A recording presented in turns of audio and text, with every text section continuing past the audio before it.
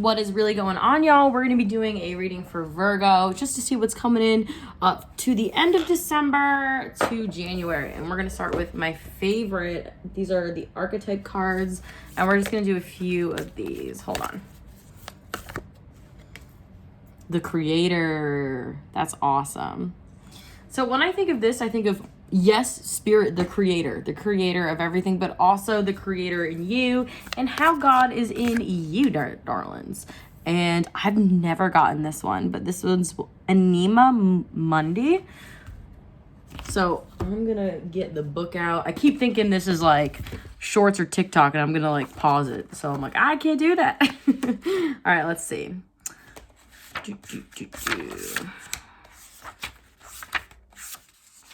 Well, I could, but what?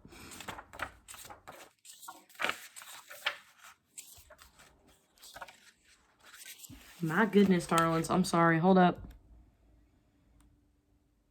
Almost there. Here we go. The Creator.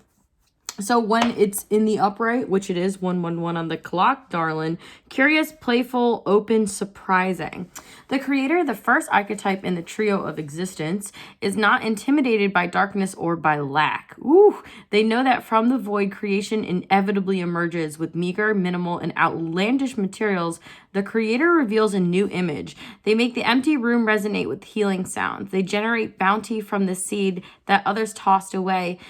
Though generative, this archetype annihilates preconceived notions of what is possible, leaving the unexpected openings in the wake of destruction. The Creator does this by first being absolutely present to what is, not imagining or wishing things were different, yet just accepting things in the present.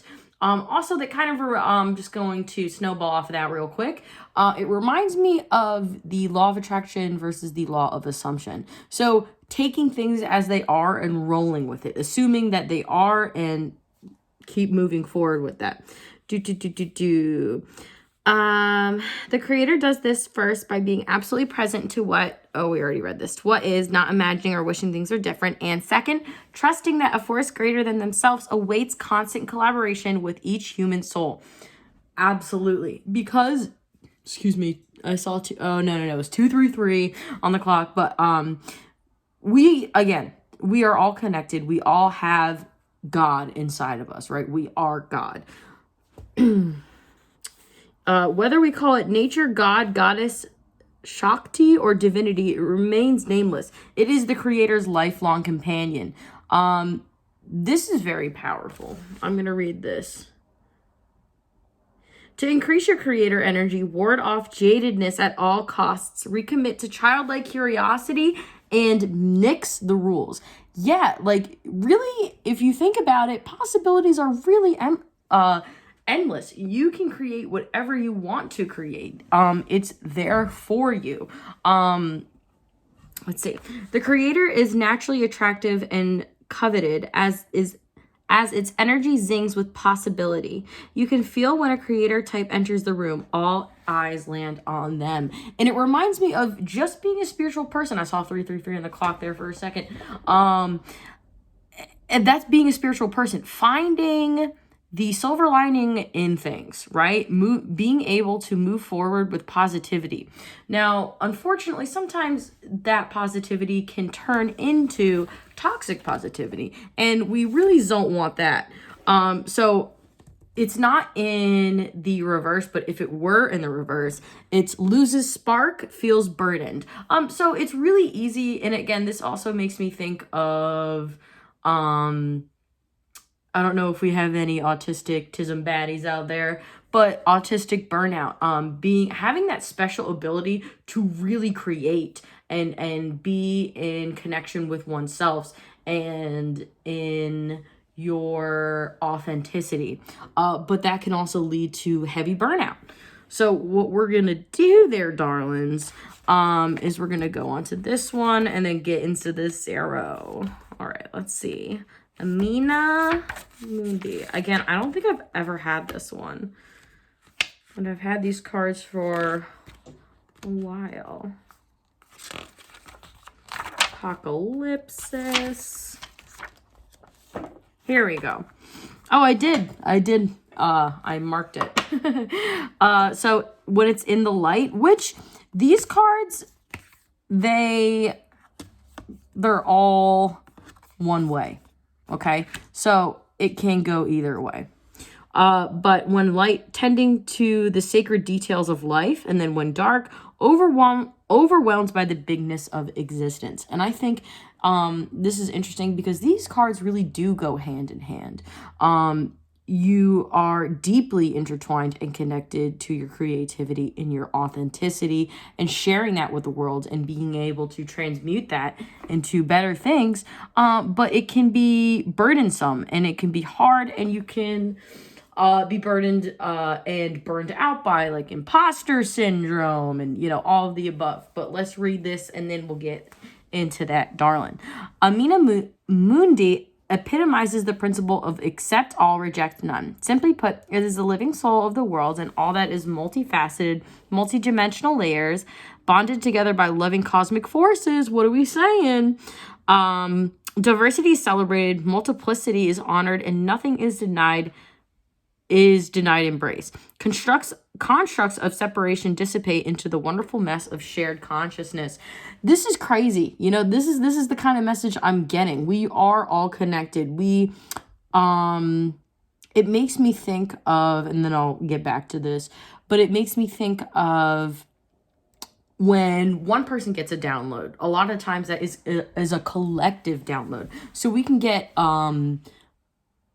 all get this download for, you know, let's just say, I'm just like, there's thousands of people getting this download. Who's going to act out of that download? Let's just say it's like a TikTok idea or a post or a book idea, whatever the case may be, an art idea.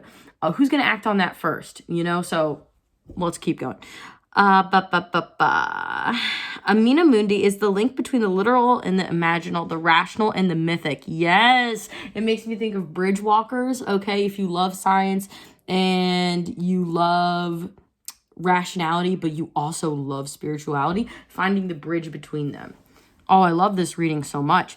It is the connective fiber that makes life meaningful. This card indicates an initiation on the level of the soul.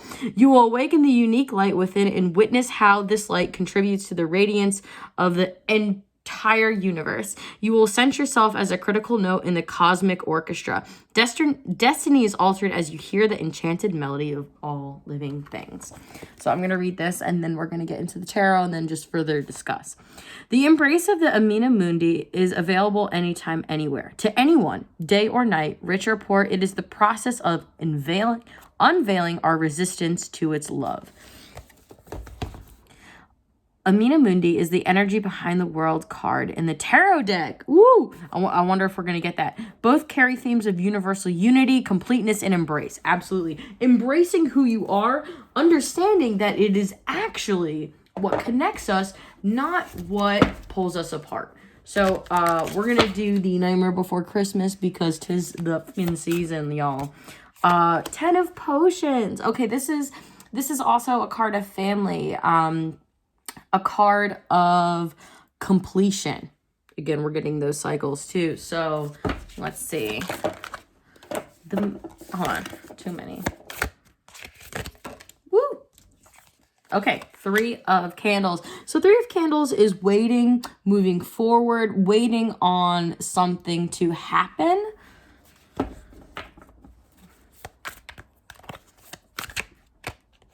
Six of Potions. Now, 6 of Potions is like past energy, thinking about past memories. I think maybe moving forward strategically because of that.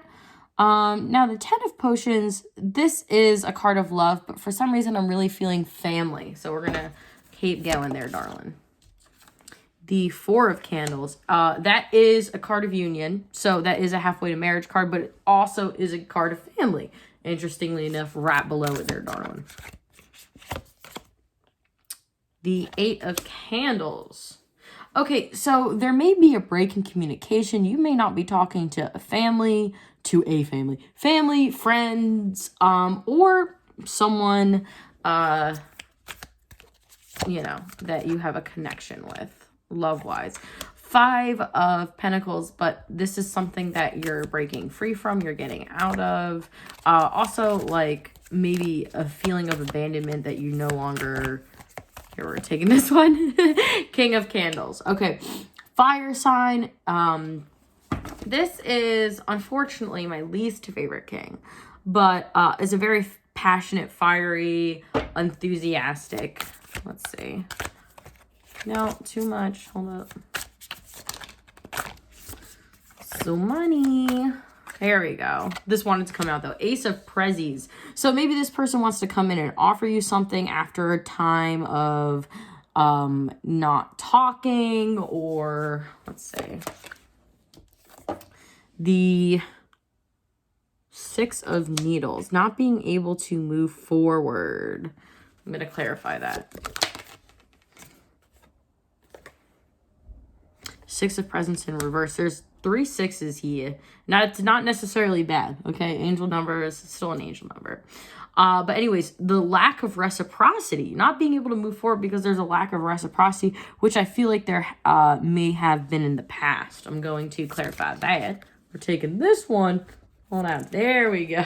All right, let's see. The World. Interesting. Okay, see? Thought that was going to come up, and we're going to tie it into these cards too. I feel like you're in between worlds, essentially. Right now, I feel like you're about to, hold on, another card just dropped. You're about to go into a new cycle, but you haven't quite wrapped up this one yet with this person.